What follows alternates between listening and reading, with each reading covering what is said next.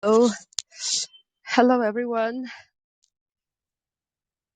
So good to see you, Voyagers. So many of you have joined already.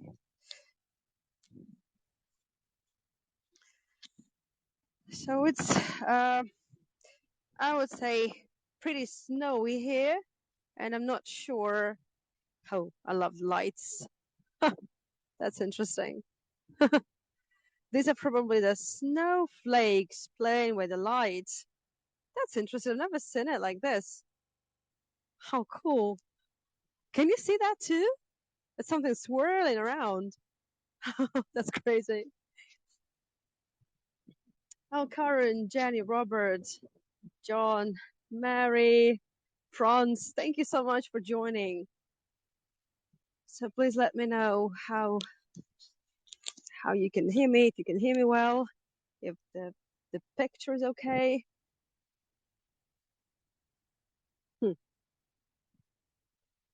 That's interesting. Have a look. So you missed me last night, Daniel. Oh, that's okay. Life gets in the way for sure. I'm a sucker for all kinds of lampposts, so there you go. Just a bit of it. Oh, hold on a moment. I might need to readjust my gimbal a little bit. Yeah, like that probably. So it just wants to tilt a little bit for no reason. Just give me a moment to rearrange it. Oh, Danielle, I definitely don't want any of us to cry. I mean, I can't guarantee, and I will be showing some disturbing images, not really graphic ones, but some really disturbing, because this is just, that's history.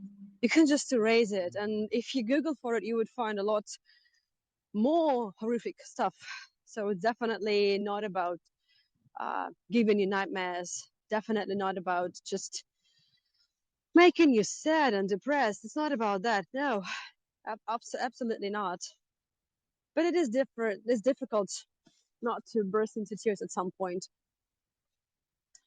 Hello, everyone. So I'm just showing you around a little bit.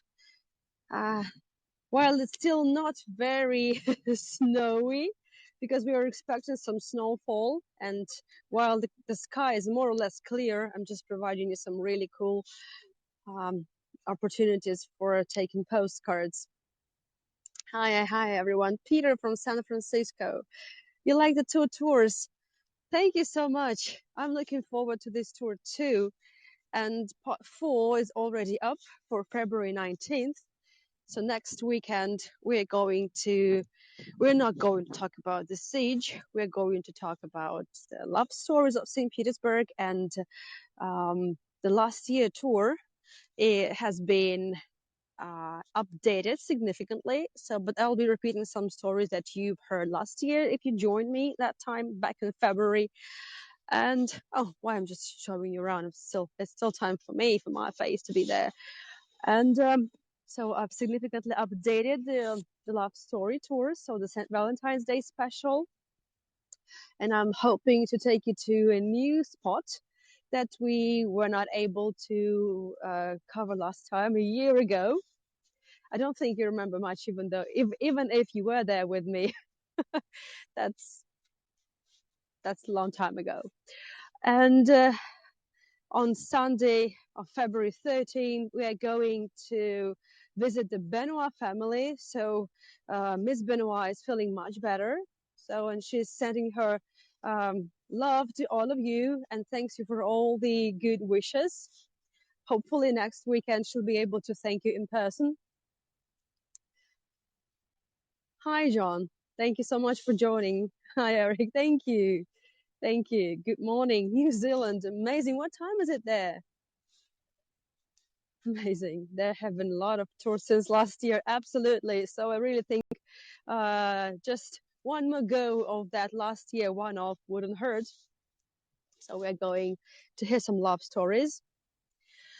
And then in a week, February 19th, we are going to do part 4. And there will be more parts to the Siege of Leningrad series. So I'm in the middle of negotiating lots of stuff for you. My goodness, almost 6 a.m. Monday. My goodness. Eric, thank you so much for joining. I really appreciate the devotion. I really appreciate your, oh my goodness. Thank you so much. Thank you, everyone who tries to join me. Or Barbara, I know for you sometimes it's 4 a.m. that you join. Thank you so much, everyone for joining my tours. Mary, hi. I'm just reading to the message from Mary from France. Oh, that's great. So you enjoyed the Siege Symphony by Gergiev? Yes, you can find many recordings of different orchestras, and not only Russian orchestras, of Siege Symphony. It's very big worldwide. But I especially like the ones that were recorded and performed by local orchestras. And of course, the Mariinsky Orchestra is the best, one of the best. So yeah, that's definitely very good recording. Yeah, you can find them everywhere on Spotify, on Apple Music, everywhere. Absolutely. Alongside with many other music pieces by Russian composers. Thank you so much. Thank you for the feedback, Mary. Thank you. So, Barbara, thank you so much. Grisha is good. My son is good. He's with my in-laws, and so should be good. Thank you so much. Hi, Joanne. Good to see you.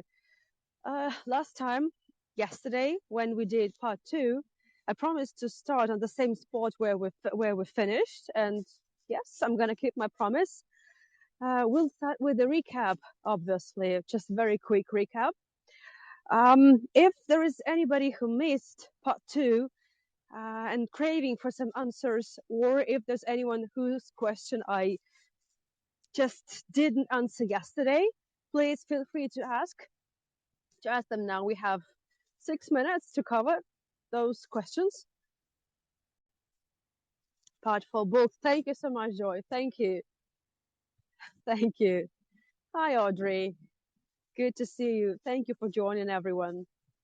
So if you check with the maps, you'll see that I'm just by the Nevsky Avenue, very close to the Alexandrinsky Theater. There is a monument to Catherine the Great. That's basically just from across the street where we finished. I'm planning to drop by a special place, so hopefully it's gonna work. My goal is to show you how the history of those difficult, horrendous times is still present everywhere around us, and it's just for us to be aware of it. It's just here around the corner. It's almost tangible. The past is almost tangible in so many things around us. It's like for many of us, like people of my generation and some further generations, I'm 34 and I'm 34, right? I just not even sure how old I am. So uh, even for me, when I was a kid, the war was something long time ago. It was such a distant thing. But as I keep reading more, as I just keep hitting books about it, it becomes so close, and it's almost tangible. So, and I mean, it's never enough. It's a never ending story of like learning things. The more you learn about it, the more difficult it is to take it in, but the more importance what we have nowadays it gives you.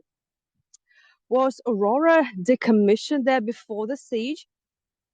Satyam, Aurora was decommissioned even before the revolution, I should tell you. So it was on repair works, and it was already out of date, even at times of the First World War. So, but it was just there in the downtown, but it didn't participate really in the siege. Yeah, so Aurora was I would say um, probably too much glorified because of its just participation in the revolution. So yeah. By the way, and the Kronstadt, the naval base, I'm not sure if you were on that tours in Kronstadt. I ran them, I think, in August last year. So it was, I would say, even in the double, in the, can you say like a double siege? It was like besieged both because of the waters and also because of the Nazis. So Nazis besieged it, and then the Hitler knew that. I would say that the naval base was a big key for success. It was a huge help, and the waterways would be among the first ones to be cut by the Nazis. Judith, I watched the Russian documentary on Stalin, and it was very interesting. He even got rid of his own family. Will you have a tour about this period of history? Judith, um, um, there are not too many places to take you around St. Petersburg that would be really connected to Joseph Stalin. But there are so many stories. Actually, there's one place on my mind. It's on the list. Uh, the story about Stalin is on the list too, but most probably it will be just one or two tours, and probably they will be run either from home and will be done in the form of a lecture. It's not the most entertaining kind of thing, but my colleagues in Hago doing it. And if you're really interested in the topic, then definitely just make sure you follow just follow the updates from me. So Joseph Stalin is quite a character, and it's definitely a very interesting talk. Not an easy one, no. Um, but it should be done too. So thank you so much for asking for the inquiry. Okay. Oh, Richard, good to see you. Just noticed you just joined. Thank you so much. I'm looking through the chat. So, not to overload you, but do you have any family stories? I don't have. Yes, I do have stories of the World War II. As for the revolution, um, I have stories. Yes, I have those stories too, and especially well after the revolution, the civil war started in Russia. I didn't have a chance to do a tour about it, but it's on the list too. You can imagine how long my list of tours that I haven't done yet. It's it's bottomless, really. It's absolutely endless. So yes, yes, I have those stories. I I will share them with you, but probably not not around these days. But I will for sure. I definitely will.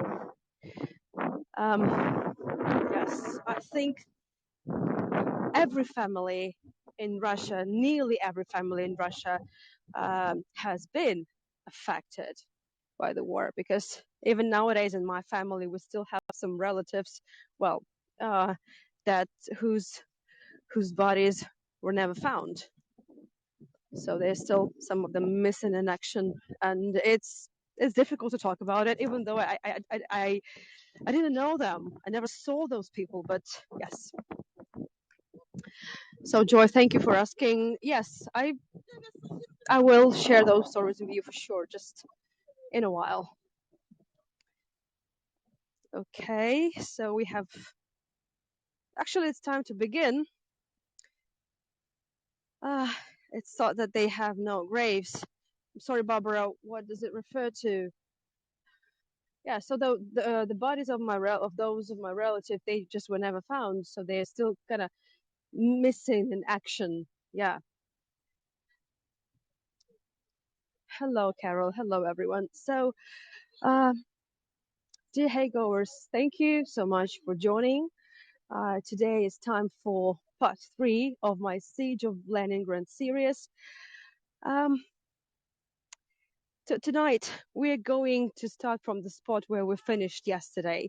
And again, the focus is like the everyday life of the Leningraders, of how they survived the siege, how they tried to provide for their families, and how the city looked like, and what would be the essentials for the people to get by. So, if you have like really quick questions related exactly to the specific thing I'm talking about, feel free to ask the questions. I might be able to answer them on the spot if I notice. If not, feel free to ask those questions in the end. So after the tour, we're going to have the big Q&A session where you'll be able to ask, well, those questions that might need probably more elaboration on my side. And we'll repeat this 1, 2, 3. Not in the near future. No, not in the near future. But obviously, this kind of story should be told not once. But I tend to repeat my tours not very often. And since I'm planning a lot for this series, so someday for sure. Thank you for asking. Thank you so much. Thank you, Annette. So my name is Anna. Just in case you haven't been on my tours before, I'm a licensed tour guide to St. Petersburg. But this story is about the siege of Leningrad because Leningrad is the Soviet name of this city, named after Vladimir Lenin in 1924. So the siege of Leningrad, right? So 872 days and nights of people and living, surviving in the besieged city besieged by the Nazi army and the Allies. The city, the downtown, was never invaded, but the Nazis managed to come very close. So just from here, it was about like 15 miles where the Nazi troops were stopped. And this is where the defense line, named after Joseph Stalin, right? So the people of Leningrad were fighting in the name of Stalin. So that's where it was. I will be showing you some maps. I will be showing you some footages. Some of them would be quite disturbing, not really graphic, but disturbing. I will inform you just before sharing them with you. But I believe it should be shown. So, but we start with a beautiful sight. Let me switch the camera. It is emotional. It's so I'm always emotionally drained after these tours, but I'm pretty sure, well, most of us are, and it's the right thing to do. That's how we should feel. But I will try to end on a positive note, just as positive as possible. So if you check with the maps, then you'll see I'm on the Ostrovsky Square. Oh, basically this is the square of the Alexandrinsky Theater. And what we see here, let me stop a little bit backwards. So this is one of the must-sees for any tourist. And again, I'm showing you those beautiful sights because I want us to remember. I want us to remember that we could have lost it all had the Nazis invaded, right? Because and the thing is that it's not even the Nazis who would let's say um, if the defense line, the Stalin defense line, had been broken, and if the Nazis had started approaching the city, it wouldn't be the Nazis who would destroy the city. The entire city was mined by the Soviet army because because Joseph Stalin, nobody wanted the city to be given in the hands of the Nazis. So Leningraders would have destroyed the entire city because nobody wanted to give it to the Nazis. So it's either the Soviets or the Nazis who would destroy the city. So we could have lost it all. That's the horrible thing. But the good thing is that we still have it. And I would like to share with you some of the images. I'll also make it up to you because I didn't have a chance to show you some of them last time. But so not really much changed. So these are the siege. This is the siege footage. And I'll remind you, just a local had no, well, it was illegal to take photographs. That's why we don't really have many photographs. Only the affiliated, only the reporters, only the journalists had the right to take photographs because anyone wandering the streets taking photographs could be considered a spy. So that's why we have, so all those few thousands of photographs maybe is already a luxury, so having. And so the place really well didn't really change, right? But if you look around, so you see there are the snow drift. It's not just snow drift. I can't really say which year it is. So the siege started on September 8th, 1941. The siege was partially lifted on January 18th, 1943, and the complete lifting of the siege took place on January 27th, 1944. So somewhat during those 872 days, this picture was taken. The same lamppost, the same monument, the same theater. Speaking of the monuments, some of the monuments would be covered with wooden boxes. This wasn't. So Catherine the Great wasn't covered, not because the city didn't care about her, but because this monument is relatively young compared to some other ones. I hope I'll be able to show you some really one of the oldest monuments we've got in the city.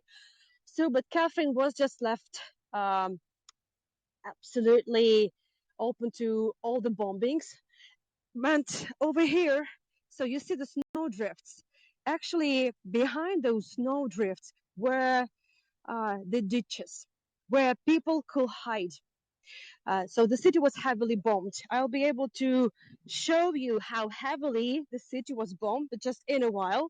And if you're anywhere here in the open, like in the open air, and this area has nowhere to hide, just the trees, and this is it. So the people could hide right there, just in the ditches, basically dug out by the locals. That was it. Also, I remind you that the theaters were working, right? Cinemas were working because people had to get by. So there you go. These are the officers and just locals standing by the announcements of the theater. So the programs. So the musical theater, at some point, it would be transferred to Alexandrinsky Theater. So this is the number one drama theater in St. Petersburg, which looks pretty much like the Bolshoi Theater in Moscow. Actually, this one is the first one, and the Bolshoi Theater is the second one. Just not by importance, right, but just historically. Uh, People would go to theaters, people would buy tickets, people would go to work to earn money, to buy food. Just very, very few things were available, but you had to buy them. And what else people would do? People would go to libraries. I would like to share with you one image. Again, there's so much on my phone. So people would go to libraries to forget about the hunger and to just forget about the atrocities of life. This is the actual footage. So it's just the person that came to the library. You see, there is no central heating. Thank you, Susan. So did normal people at the time have cameras? Yes, but they were not allowed to take them. They were not allowed to take photographs because you could end up in prison. You could end up being considered a spy. So no. And they were artists, but artists were also not allowed uh, to just paint, even just a sunset. It was illegal. It was illegal. And also people were asked to bring in their radio stations just to hand them in. And there was even a promise from the state that after the war, the radio stations would be returned to them. Why their radios would be given? Because the Soviet army was afraid that the Nazis would somehow connect to the people and start the propaganda. That was the thing. Thank you, Susan. Thank you so much. This is so early. So this is the building of the public library. The library that has the manuscripts as old as the 12th century. So many, many manuscripts. So the core of the collection would be the library of Voltaire and many, many other absolutely priceless books.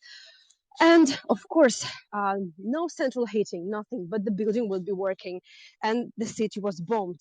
So what the Nazis would do, it wasn't just shelling, but, and I'm moving slowly because we have a huge area to cover and I don't want really to waste a minute.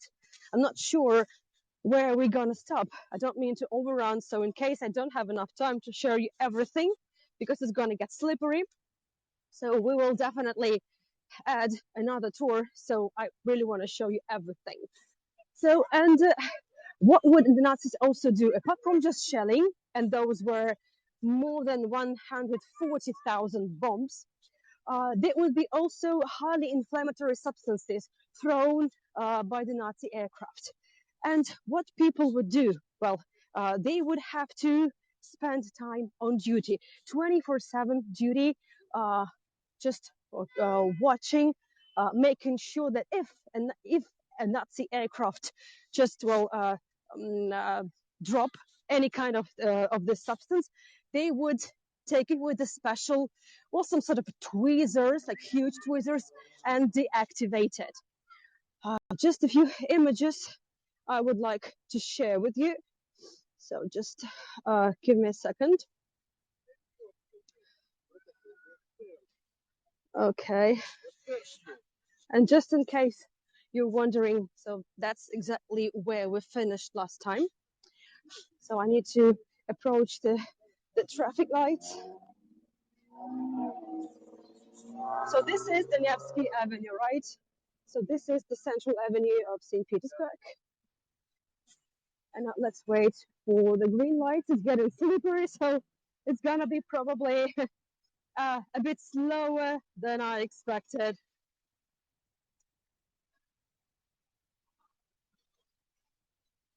I'm just looking for an image that I wanted to share with you.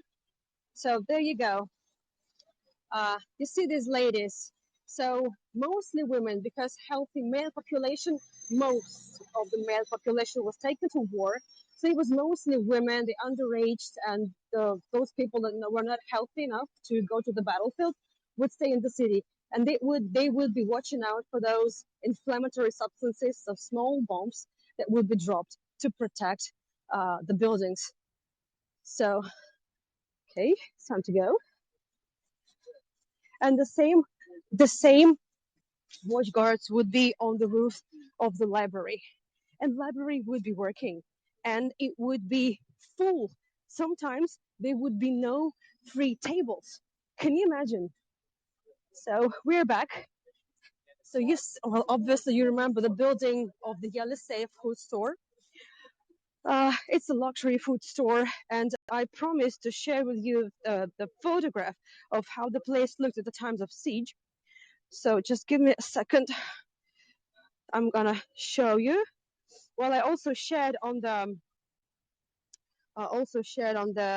Facebook, but there you go. But one thing, so the latest news from the front line would be actually here. So all the it's like an information board of some sort. So no really fancy windows with fancy design. And one thing I didn't show you. You remember just over there was the house of the radio, right? So the like the headquarters of the radio station. Incendiary bombs such as magnesium. Yes, incendiary bombs would be the good term for it, right? And that's what I didn't show you last time.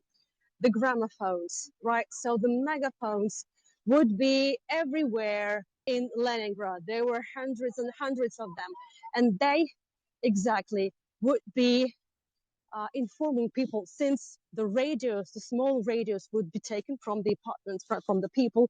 So these megaphones would be placed all over the city to inform people of the bombings, of the air raids. But instead of just the sirens that would be wailing and scaring people off, that had been already uh, well, exhausted, right? Just give me a second. There are people here. So that's exactly the monument, right? So that's the memorial.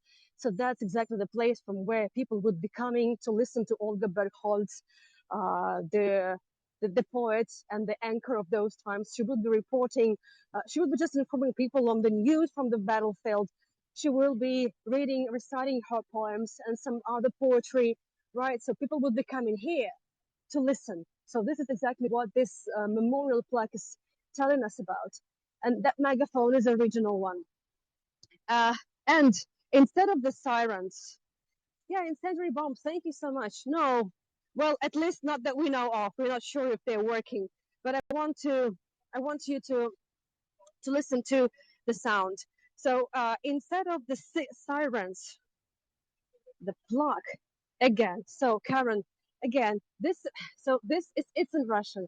So this is memorial plaque that um, tells us that the people would come here, people of the besieged Leningrad would come here to listen to the latest news from the front line, to listen to the poetry, to listen to Olga Bergholz, right, the Russian, the local poet, they will be coming here. So exactly here also, the Leningraders would learn the news upon the lifting of the siege and the end of war too, exactly from here.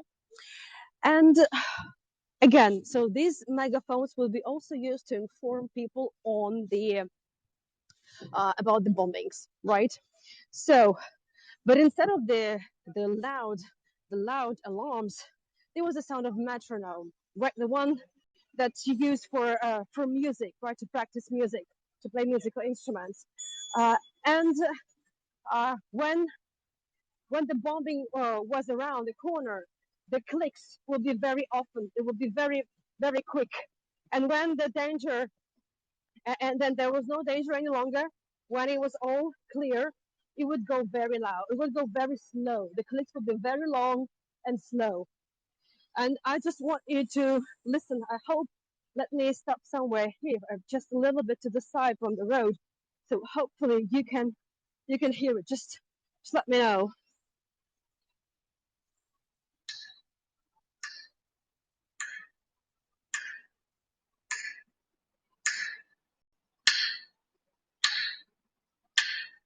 You can hear it. So that's what it was. That's what people would hear. And uh, many a time later on, especially the children who grew up in the besieged city, they couldn't stand their musical classes because of the metronome. Okay, before we move on, I would like to take you here. This might be really odd. Clive, sorry, I haven't seen the comment. I'm so sorry. There's so much to focus on. Again, if I'm sure they took their radio so they could only hear what they wanted them to hear. Audrey, it wasn't for the sake of Soviet propaganda. It was for the sake of not to let the Nazis intrude, just somehow in the radio waves and the frequencies. I'm taking you to the porcelain shop. Здравствуйте. Можно я на секундочку? Спасибо большое. So it might be odd that I've taken you to a porcelain shop and we're not staying here for long. But I just want you to see this. Remember in the beginning, I just told you that the history of the siege is tangible because you can actually touch it. How? Well, you know that the Russian Empire was the third country to come up with the like recipe, right? The formula for the porcelain. And the Imperial Porcelain Factory opened in 1744. At different times, it would be also called Lomonosov Porcelain Factory in the Soviet times, because in the Soviet, imperial is definitely not the best epithet. And one of the best souvenirs, apart from like matryoshkas and other Russian stuff, would be the porcelain, especially the cobalt net porcelain, this kind of design. Why? Because of this. Look at this lady over here, Anna Yitskevich. She was a young porcelain artist that stayed in the besieged city and worked at the porcelain factory because it was operating. Anna Yitskevich. So I hope I have it on my other phone. Just give me a moment. We're not staying here for too long, and I know it's like I'm probably harshing your buzz in a way, but I promise I will give a tour on porcelain for sure. So this is Anna Itzkevich. So she came up with this design of a cobalt net. Why? I will tell you just in a moment. But this is exactly the feature, probably a must-have. It's definitely a best-selling design of a cobalt net. Because you see this crisscross blue lines here. So I want to show you this. Just give me a second. And you can enjoy, in the meanwhile, you can enjoy this. So yeah, the porcelain factory is a gorgeous place. They have a museum, so hopefully I will take it there someday. Yes, the cobalt color, of course. Of course, it's one of my favorite color, and the cobalt net is one of my favorite designs. Спасибо большое. But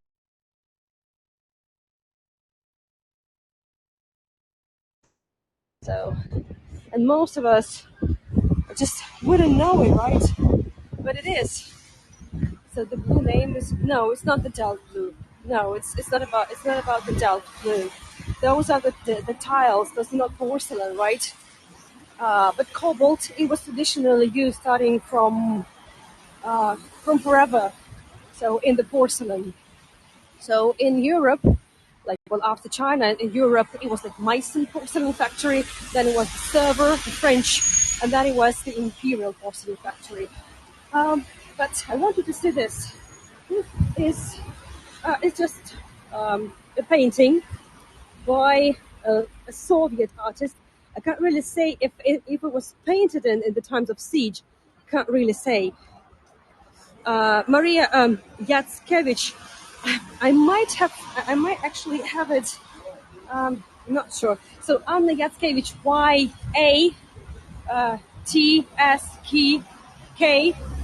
Yatskevic, Yatskevich. But you can just say Cobalt Net, Imperial Porcelain Factory. You can Google for it, and you will have it. So the thing is, in the besieged Leningrad, every window would be sealed with a tape or with the newspapers crisscross, because this was the only way to protect the glass from being shattered by the heat wave. So every window would be uh, glued like this. And then Anna Yitskevich, the artist, was inspired by the play of light and shade, in the from the windows, and also the searchlight. So the searchlight would be everywhere through the nighttime, making sure nobody was there in the city, making sure the Nazi aircraft, like they're making, they just keeping an eye on the aircraft too. So the searchlight and the crisscross um, lines. So everything would. So this would inspire Anna Yatskevich to create a cobalt net design for the porcelain. Yes, that's the story. That's the story, and not even every local really cares for it. But it is what it is. And we move on. We talked about the library, Russian Impressionism. What do you mean by Russian Impressionism, Karen? The painting. Um, I'm not sure if it's really Impressionism. I would say it's. Um, I'm not sure what kind of style it is. I will show it to you once again because it's pretty relevant. Have a look. The Main Writer's Bookshop. This is actually one of the oldest bookstores in St. Petersburg. By the way, how is connection? Just let me know because it shows me like 2 out of 5, 3 out of 5. Is it okay? Great. Well, that's weird. Good. Well, it's just a glitch probably. And this bookstore was open throughout the siege. And you wouldn't believe it, but just in 1942, for 1942, the sales plan of the shop was a year, for a year, 500,000 rubles, and they made 1 million rubles just for 1 year, because the people in the besieged city who went to work, and those who didn't work, they most probably died, because if you don't work, you are not given the bread cards. You cannot buy bread. You cannot buy anything. You die. And people went to the bookstore to buy books. That's it. You know what? Some physiologists, they actually claim that when you read, somehow your digestive system stops producing the gastric juices. So maybe that's why the passion, the love of reading got even stronger in the people in the besieged Leningrad. So, and this bookstore exists. It still exists, and with the annual, so with the big celebrations of the siege, like lifting of the siege, and some other memorable dates. Let's just run by very quickly, just for a second, if you don't mind. There would be some free readings held and everything. So just this. So it's amazing how people survived. I just have no idea. But books, culture, definitely helped. Absolutely. Now it's a lovely spot. You can also buy coffee here and just read a book. Just a lovely spot. Really cozy one of my favorite. That's it. Спасибо большое. It's still here. So you could just close your eyes and try to imagine. You can picture it all. But probably not. Maybe better not to do this. Anyway, we move on. There are so many more stores I would like to share with you. Bookstores, right. Okay, so let me go over the chat before we reach the next point. Tallinn bookstores, your favorite, of course. Of course, bookstores are amazing. Well, next time when you plan to visit, just drop me a line for sure, and I'll give you some addresses. Yes, exactly. That's open. Yes, the most shops actually close pretty late. Museums, that's the thing. That's the problem because museums close. Most of the museums, especially the state museums, they close very early. But the shops, no. Yeah, that's okay. Put it on your list, Karen, for sure. Absolutely, absolutely. Okay, and while I still can, I'm just going through the chat. If I missed any of the questions, please name in English. Oh no, actually, it's both in Russian and in English. Yeah, because the Nevsky Avenue, it's like the Fifth Avenue of St. Petersburg. So obviously there would be everything in English. It's a touristy place. Well, used to be. Well, hopefully will be too. Again, strange zips, for no known reason. Barbara, I'm so sorry. I'm not sure what you're referring to. Could you please explain? Okay, I'm going through the chat. If I miss a question, please feel free to repeat it. And Simon, thank you so much for sharing the links. Yes, much appreciated. Getskevich Satyam, thank you so much. Thank you so much. And I normally tend to include the names in the just captions on the photos, but for some reason that one wasn't just there.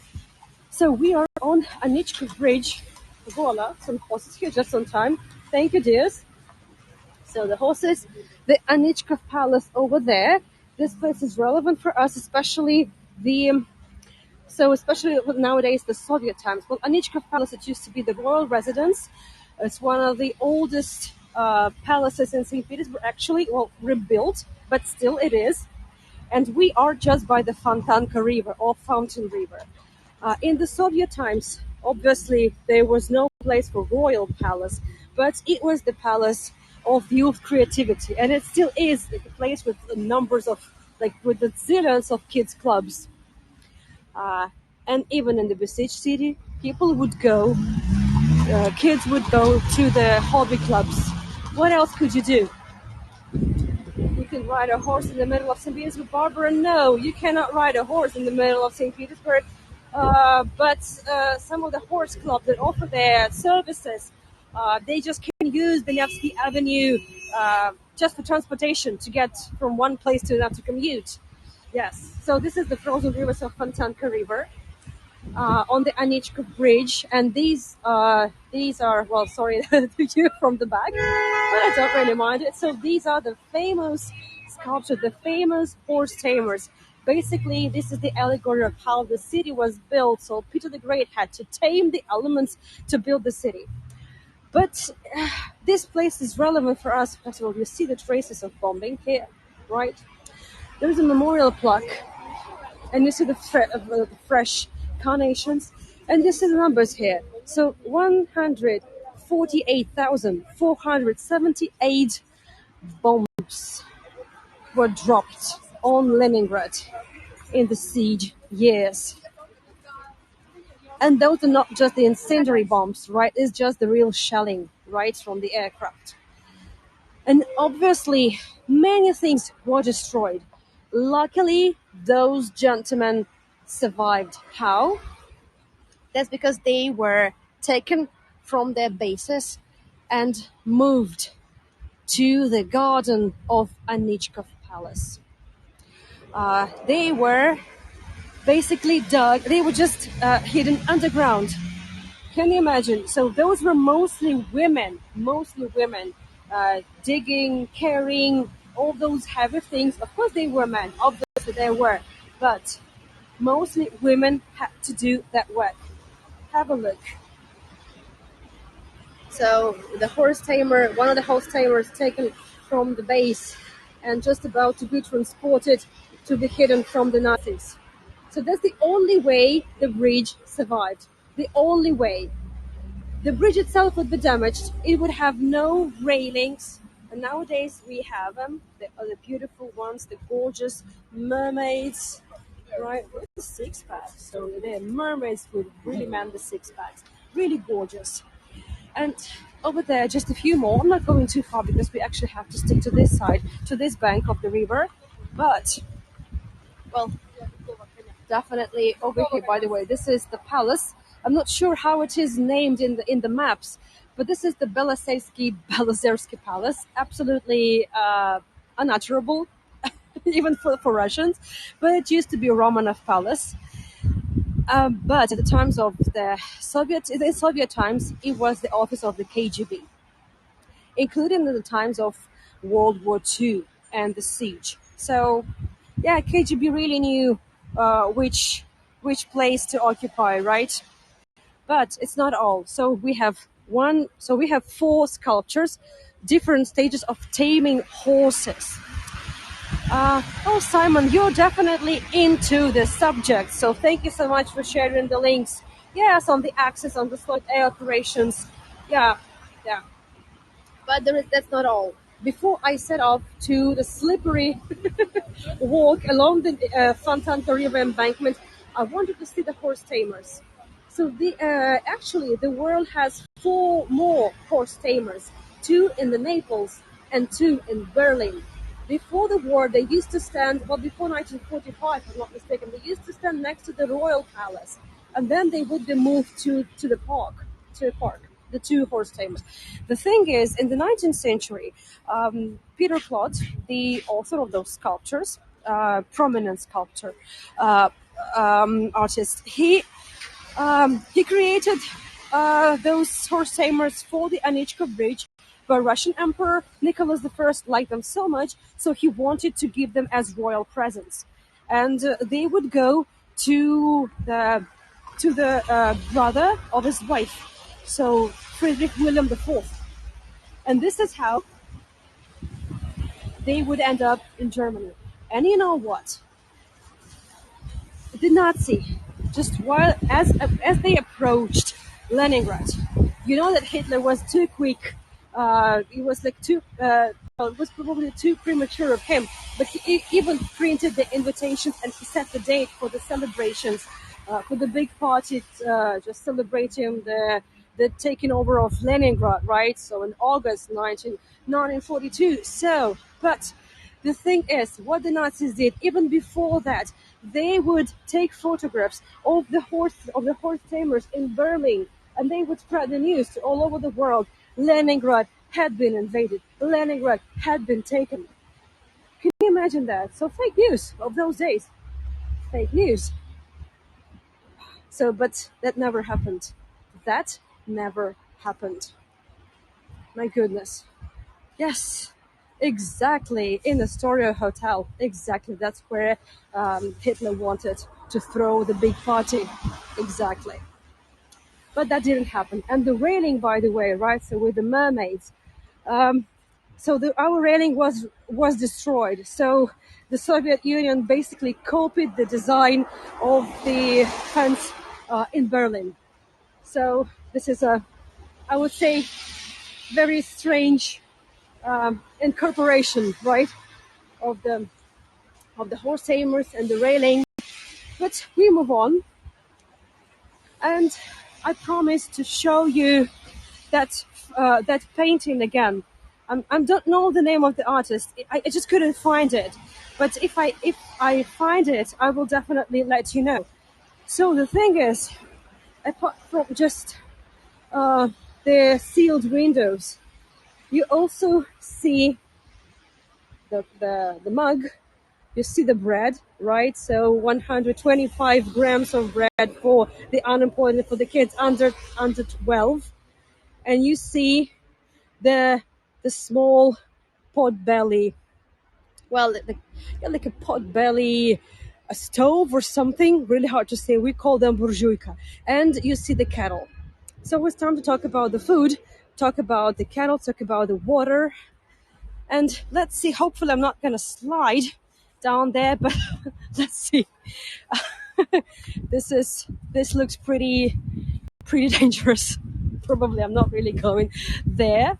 But so we are by the Fontanka River. So the Nazis cut off the water supply, central heating, electricity, and just anything, right? And how? What would people do? Well, obviously, water occupies about 10% of the city's territory. This is the building of the library. It's well, partially in scaffolding. Hopefully, they will restore the roof. So the roof needs some restoration. So it's really hard to say, but hopefully, it will work. And people needed to get water. How it would look? People would just go to the water, build holes in the ice to fill in the buckets. And very quickly, there would be some like big ice, some big heaps of ice. I don't know, like hills of ice form. Well, especially in the first winter when it was like minus 40, minus 30 degrees Celsius, like centigrade. Can you imagine that? So people would have to bring water like this and to take it home. Later on in 1942, the water would return to the houses, but it would only reach probably the second floor. It was still not enough. The pressure wasn't still enough. Yeah, the painting is pretty beautiful, but it's also disturbing in a way. So the artist definitely used some more shades and some darker shades to give the dark contours. Well, anyway, and these are people trying to get water. Many people would just do it just lying, and then they would try to crawl. Not all of them would be able to stand up and come back home. Next time I turn on the tap, I'm going to appreciate it much more. Indeed. Yes. Okay. Please wish me luck. I feel this urge to take you there. If I hit my bum, well, that's on me. That's not you. It's not your fault. It's mine. So I'm just crazy guide who really wants to show you a monument that's slightly overlooked all the time, and I want to give it some justice. Okay, okay, almost here, almost here. Okay, just a moment. Oh goodness, that's pretty disturbing too. What is this card doing here? I'm not really sure, but I am here to show you this. That's the monument. Okay, we need to go vertical from here on the count of three. 1, 2, 3. Okay, fingers are too numb. So this is the monument to people of of Leningrad who came here every day to get water, to fill in their buckets. And again, it was heavy. Just digging the holes in the eye, you can imagine how much strength it required because the water the ice could be 20, 25 centimeters thick. Going back to the horizontal mode on the count of three. 1, 2, 3. And a reminder, the carnations are the official uh, flower symbols of death, commemoration, and the funeral. So this would be the flowers you would bring to the funeral. And there should be even number of flowers. Not odd, but even number. And the water in in Leningrad, right? So I have to stick to the terms. So it should be Leningrad. It was the different rivers. So we have 3 rivers in the downtown, and they are of different quality. So the best river, okay, just trying to cross. And pedestrian crossing here. Thanks so much. Cool. So the purest, the clear, the best water would be from the Neva, and it would be so you could also buy it, right? If you had money and you didn't have strength, you could buy it. Then it would be the Fontanka River, this one. and then the Moika River. So Moika River is normally with, let's say, naturally a bit dirty, and you could also buy hot boiled water. It would cost you. Uh, Hold on a moment. I'll try to find an image on my phone as well, a photograph. Okay, but I definitely need to stop for it. And you can enjoy the views of the Museum of Musical Instruments. So, there you go. So that's the that's the advertisement. So you could buy the hot boiled water. It was on sale from 1 to 3 o'clock in the afternoon. Only 1 liter per person. It cost 3 kopecks per 1 liter. That was it. Speaking of how people could cook their food, yes, you can take river cruise from St. Petersburg all the way to Moscow, provided that you have visa. If you don't have a visa, a Russian visa, you cannot do that. Thank you for asking, and answering. Thank you so much. Well, obviously now there are no boat trips, no cruises, because that's not the season for it. While we're still on our way to the next spot, it's about just 2 minutes away from us. I want to share with you some more stories. So hopefully we make it on time. I don't mean to overrun, so hopefully I won't. Just a few more things. So how would people keep themselves warm? How they would cook? So those burjuka pot belly stoves. This is of a very good quality, and this is definitely the one made before the revolution, and it would be also used in the Civil War. And so we should think of it in the terms of those days. So revolution wasn't really long ago, and the memory of the revolution in the Soviet people, even if you were not really supported the revolution, it was still alive in the people of those days. So for Hitler, it was also important to just take over the city, to destroy it, to basically inform the rest of the Soviet Union that the cradle of the revolution, the most important city, was destroyed, and there was nothing to fight for. So that's also one of the reasons why Hitler wanted to get rid of Leningrad. And the burjuikas. So basically, it would be just any kind of a basin you could find, just a metal one. That you needed to make a hole of it, and then you needed to find something that would look like a chimney, and then this chimney should have been just placed in the window, right? So the smoke would just leave the room, and these burjuikas would be a best-selling thing, and then you just had to make it with your own hand, just a DIY. And in the bookstores and everywhere, you could find the books on how to make your own pot belly stove, how to make your own burjuika, right? And how to do this, how to do that with the materials you have. Well, you could have had, right? So we don't really know. And what people would do, no central heating. So people would burn books, furniture. In one of the islands of St. Petersburg, there used to be lots of. I just want to finish this before I show you the things I want to show you. So there still used to be a lot of wooden houses. They were all taken down. And even nowadays, we still have some places, like empty places. It's nearly the downtown. Those are like the gaping holes, because they are also the tangible, in a way, artifacts, proofs of the siege, of war. So if there was no water, where the sewage was going? Outside, Cheryl. Outside. So, and then after winter, in spring, people would go on subotniks. Subotnik, it just comes from the Subota or Shabbat, is like the same day, right? But it was not about, it was what it had to do with the Jewish tradition. It was just Subotnik. It's the day off where everyone Saturday would go to clean everything, clean the streets and everything. So that was the thing. So they would clean the sewers, they would clean all the mess, right?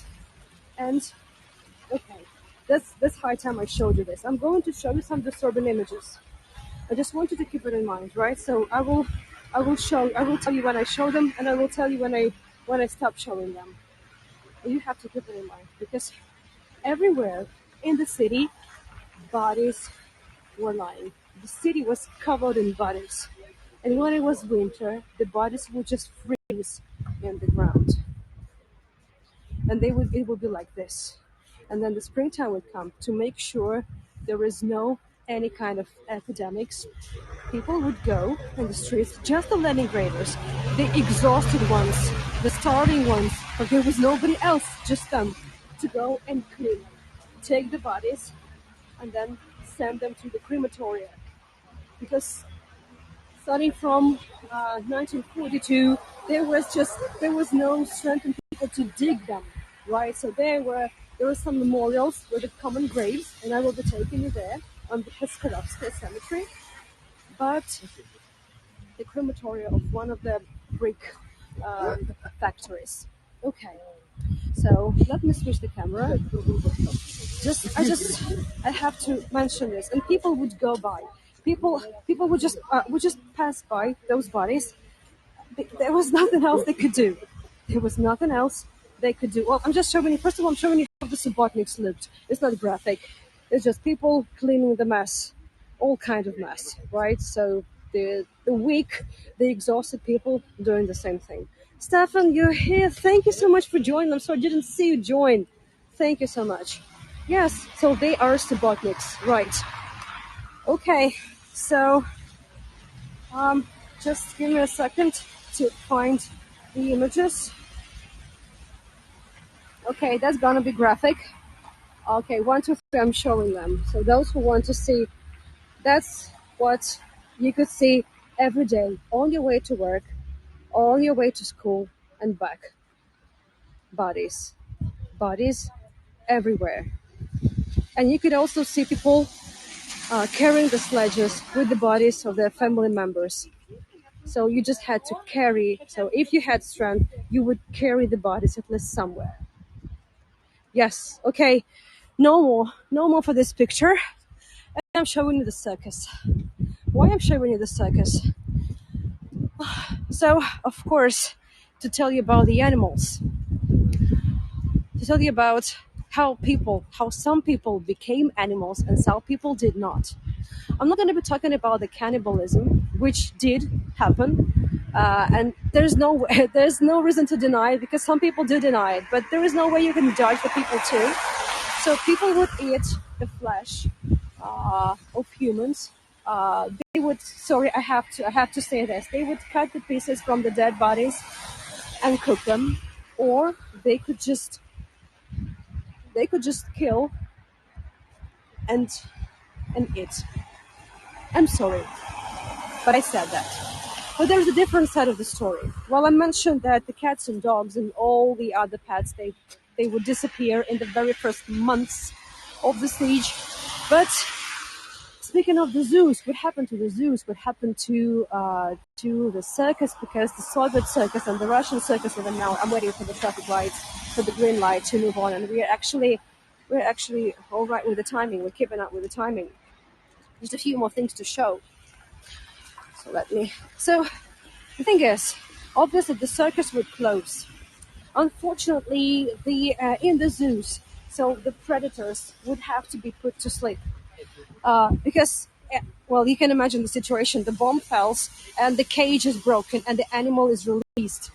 So that was just reckless. So they couldn't just let that happen. Hard to believe you would eat your pets. Well, it's not exactly that you would eat your own pet. No, but so if you eat like the stray animals, so they would be eaten. if you, for example, like before the siege, if it was okay for you just to let your dog out, and then the dog would return, or a cat, so that thing couldn't that couldn't happen, because your dog most probably would never return. But you can see people with their pets hiding in the bomb shelter, in one of the shelters. No, like people wouldn't eat their domestic animals. Well, probably there were cases, but no. So people would go to the shelter with their pets. So, but the stray animals and those working on their own, they they would hardly ever come home. That's for sure. So, and I want to show you this. So, exactly here. Uh, so this hippo, her name is Krasavica, like the beauty queen or something like that. So the pretty hippo. She survived. She was born before the revolution in 1910, and she only died in 1950s from natural causes. And this is the caretaker. Her name is Yevdokia. And throughout the siege, she would make sure her hippo survived. And hippos need water. And every day, Yevdokia would go to bring just to the river, to the hole in the ice, and bring water and just sprinkle the water, just pour the water on the skin. Otherwise, the skin gets cracked and infected, and the animal dies. Yes, and they eat a lot of food. And I should tell you that 70% of all the food Krasavica, so this hippo and all the animals had. Oh, I'm not there. They actually taking down the tree, and there's no way I can pass. So just give me a second. Yeah, let's do it like this. So 70% of all the food these animals in the zoo would have was basically sawdust, the cellulose or the hydrocellulose that would be added to the bread, right? Because there was no flour, but there was, I would say, little flour. Just the normal food. There was very little of it, especially in the first months of siege, when the road of life would open finally, so the supplies would come. But it was still not enough. And you can imagine that the road of life, with 30 kilometers, around 15 miles road on ice of Lake Ladoga, so it was bombed, even though it was free from the Nazis. So because the siege, the blockade was never complete, and we are almost there on the spot where I would like to wrap it up after the Q&A. So it was it was extremely difficult to deliver supplies, and obviously with people being undernourished, people starving, the scurvy, if I pronounce it right, so the vitamin deficiency, when your teeth would fall out because there is no vitamin C, there's no zinc in your system. So it would basically, so you would just, with the vitamin deficiency, you would just die from it, right? Slowly, but you would die. And there were cases. So there is a story on the road of life.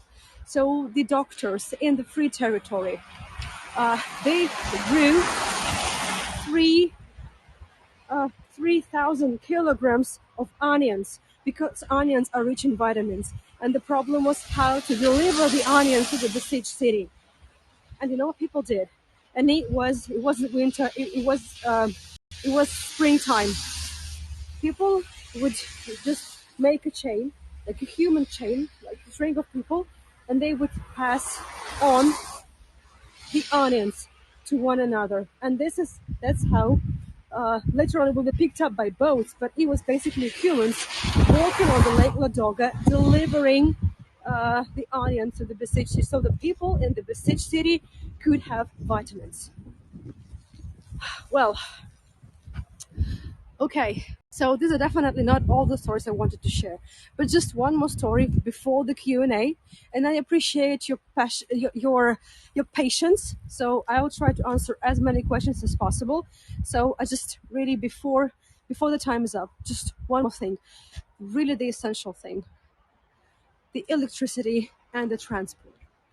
So, as I said, all the facilities, including electricity, will be cut off. and which meant that there wasn't any transport. They were trams. Trams were really the lifesaver for the people of Leningrad, but no electricity, no trams.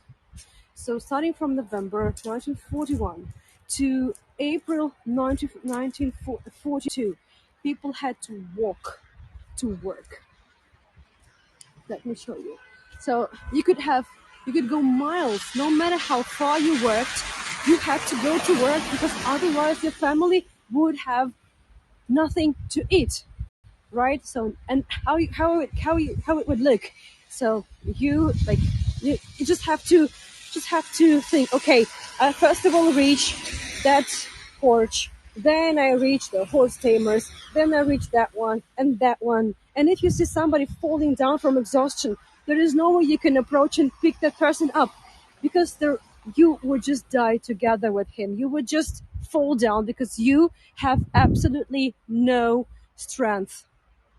And then finally, I'm taking you here to the ugly building, which is, by the way, closed now, of the electric power station. It's no beauty, it's just the Soviet building. But that's what you have here, the memorial plaque. Because finally, in April 1942, thanks to also the town of Kronstadt, the naval base, the island town, and thanks to the cable, the electric cable that was laid on the bottom of the Gulf of Finland and also the Lake Ladoga. So it was all interconnected. But so finally, the electricity returned to Leningrad, which meant that the city had transport and things got a lot easier on people. So, and even if it entailed switching from one train to the other, and you could wait an hour, 40 minutes, but it was still worth it. It was better than just walk. Sadly, many families live in poverty and struggle so much. Yes, Tracy. Yes, inequality. Yes. If only the walls and buildings could talk. That's what we are here for. That's what we guides are for. Well, many of my colleagues, they have done a great job on the Holocaust tours and many, many other tours. So that's what we are here for, and that's what you are here for. What is the address to Anna on Facebook? You can just find me there, Anna Levina, but if anybody could share the link, that would be great. Eric, you're of the generation of the grandparents was young bloke in Western Europe under Nazi occupation, celebration in the winter. Yes, Eric, obviously Leningrad and the Soviet Union is not the only country that suffered in the World War II, obviously. Yes, and yeah, Paris, the Blitzkrieg, so many cities, yes, absolutely. But the duration and the cost, the death toll, that was, and just the losses of the Soviet Union, it was a lot more than of just the losses altogether of the Nazi and the Allies. So this is very hard. This is very hard. So just before the Q&A starts, I just wanted to share a few more images with you, if you don't mind. So just let me find them. That's about the trams. So the trams, yes, there you go. So people waiting for the trams to work. And obviously trams would be very easy target and one of the first targets for the Nazis. So there are many, many cases when the bombs would be dropped exactly on the moving train and everybody, like 100 of people, would just die on the spot. And it was all right. And when the electricity was cut off, like all of a sudden, so those trams would be just stuck there in the city. Heartbreaking, indeed. Heartbreaking, nerve-wracking. Yes, all of it. All of it. Okay, how did Moscow survive in the same period? Um, Moscow was just on the brink of being invaded. I would say that probably thanks to a little shift in the plant will change in the plant of Hitler when the Army Group North, the part of the Army Group North, they would be taken to join the Army Group Center to invade Moscow. This probably saved Leningrad in the initial stages of the advancement of the Nazi troops, because had they had everyone, all of them, focusing on Leningrad, they they could have invaded and then they could have lost it all. So um, they were. We will talk about Moscow too. We will mention it for sure. We will talk. So my goal is not just to finish abruptly on the lifting of the stage. I will obviously tell you what was happening, all just in other territories. I'm not a specialist like in Warcraft and all this sort, and it's like rocket science to me. So I'm just using maps to just help me sound probably more nerdy, like I'm normal, but it's not. But it's not. So I'm absolutely I understand zero about it. But we will talk about the we will talk about that too. We'll talk about the kind of the aircraft. We'll talk about some missile defense tactics and some other things. But let's just give me some give me some time for it. Yeah, we will talk about that too. Okay, questions. Just questions. And again, so I don't need to overrun. So I'm sure you're booked on many other tours done by my awesome colleagues. So we're done with the tour. It's now time for questions. So if you have questions, you can or just if you have free time, well, feel free to, to hang out with us. Okay, so will you plan a tour in Stalingrad? I'm not going to Stalingrad, right? Um, we'll see. Well, definitely, the Battle of Stalingrad is actually one of the, I would say, biggest battles in war history, not just World War II. So we definitely need some more attention. Not sure if I'm the best person to do this talk, but I'm still considering it. Let's put it this way. Excellent reference by a Cambridge academic. Thank you for sharing, Mary. Yeah, we all need eye openers for sure. Absolutely. So thank you for sharing the links. Thank you. Many buildings would be restored. Yes, some of them would never be restored, but many buildings did. And in part one, I actually showed you one of the buildings that was restored, but with a little, let's say, uh, with a little change. But yes, I showed some of the buildings, and I will be showing some buildings throughout the tours. Yes, yes, and obviously the hold on a moment, since I'm here, why just not showing it to you? There you go. So this castle, the Michael's castle, over there you see the towers, and from the other side there was also a church. We saw this castle when we did a Halloween tour. So the big spires, the towers, the domes, they would be disguised, right? I told you how the spire of the Admiralty building was covered in scaffolding and covered in in a camouflage fabric. And we will talk more about it, and we will talk about the disguise techniques on part 4, which is scheduled for February 19th. Okay, more questions. What is a personal connection to St. Petersburg? Eric, I wasn't born here. I was born in Siberia, but I've been living here for a long time.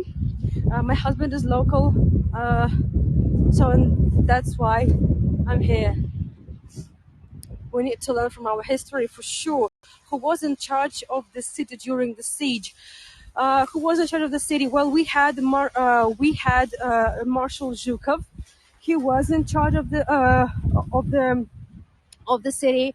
There was one more person, Zhdanov, but Zhdanov was spent most of the time in. So Zhdanov spent most of the time like in admin. He was like the administrative, like the control of the city. Most of the time he spent in shelter. So, but Zhukov was actually in charge of.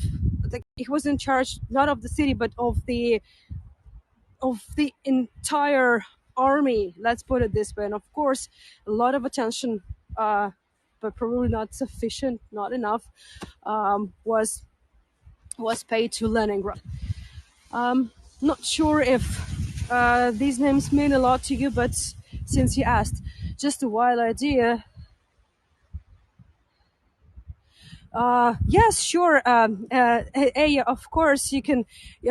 you can book me for any in-person tours for sure. Yes, of course. I am actually a tour guide, like an in-person guide. So, and I've done these tours many times, but when I do it like virtually, it's a different story. Like the new approach, the different approach, but the but the emotions are the same. So, and it's not getting easier. Like, I used to think a long time ago when I just started as a guide that it would be easier for me, right? So with time, I'll get used to it. But it's not. It's not. You just can't. You just can't do that. Thank you for the question. Okay, more questions. I'm here to answer. I'm here to answer. We okay. We yes, absolutely, and we have to. If we have to share, we have to remember these stories for sure. If anyone wants to learn about the city of Leningrad, yes, exactly, John, exactly 1960s, 1960s, the 1900 days, 900 days. Yes, so we just we used like 900 days, but exactly there was 872 of them. Thank you for sharing the links. Thank you so much. Thank you, Stefan. Thank you for joining. It's always an honor when my colleagues join. Thank you. I love it when you join. Thank you, and thank you for participating um, in this project, like for the Holocaust commemoration. And thank you so much. Thank you for all of this. This is all interconnected. We are in this together, right? Uh, so what is okay? That's the question I've already answered. Let me look through the chat. So feel free to repeat the questions if I missed them. Sorry, the chat is definitely uh like it just moves very quickly. Yes, John K. Thank you so much. It's not an easy tour. It's not an easy tour for me, for you, for all of us. It's not an easy tour for sure. What was the population number at the end of the siege? Much more. So when the war started, it was 3,300,000 people. So about 1 million people around were evacuated altogether, and 1 million people perished. So that's the mathematics. That's the horrible mathematics of the siege. So just million people died in the besieged city. They didn't go to the battlefield. They were not on the battlefield. They were not. Thank you, Eliza. It's good for me to know that I'm explaining things well. That's definitely not an easy thing to talk about and to explain for sure. Okay. Thank you everyone for the hearts, for the tipping. Means a lot to me. Thank you so much. Thank you, Stefan. So remember to mention. Oh, right, James. Sorry. What was I supposed to mention? I'm so sorry. Could you please just could you please send it in the chat? Sorry, just slipped my mind. There's so much to think of. I'm so sorry. So you were supposed to mention the film that we're supposed to watch. That's for sure. So could you please send it? Did you find a survivor? I have a few people like the children of the siege. Some of them actually spent the entire siege in Leningrad. I'm trying to set things up. I can't really promise anything, but I'm working on it. I remember that, Clive, you asked me a long time ago, and I'm on it. I remember things like that. Thank you so much. Thank you, Jalil. Thank you, everyone. Stefan, thank you so much. It means a lot to me. Thank you. And so there's going to be more tours. I will try to cover a lot. So next week, it's not about Siege again. If you could share the link to my channel, that would be really great.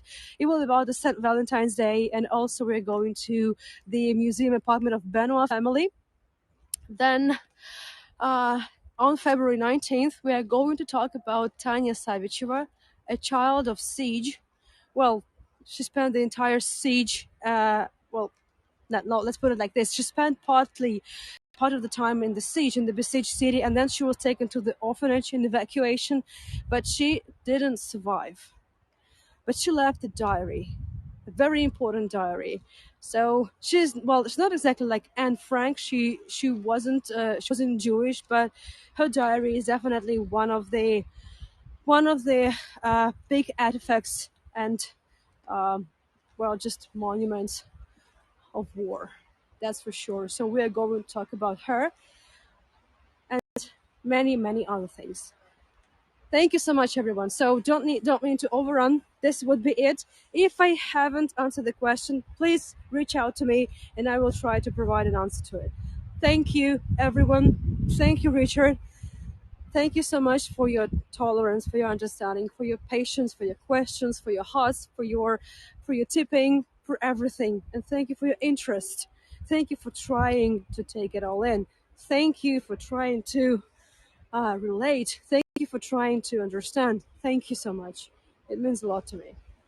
And like, even if it's not my city, like I wasn't born here. Like, my relatives didn't were not here when it was the siege times, but the war that touched all of us. It affected all of us. Thank you so much. Okay, I would like to wrap it up here by showing you the beautiful castle. And again, just by showing you these beautiful monuments, I just want us to take a minute to realize we could have lost it all. I wouldn't have been sitting here and sharing this with you. Every time I think of it, it gives me goosebumps. Thank you so much, dear Haygoers. So see you next weekend. Thank you so much. Bye bye. So the Michael's Castle of St. Petersburg. Thank you so much, dears. Thank you, dear Haygoers. See you next weekend. Bye bye. Thank you. Much appreciated. Thank you, Carol. Thank you, everyone. Thank you.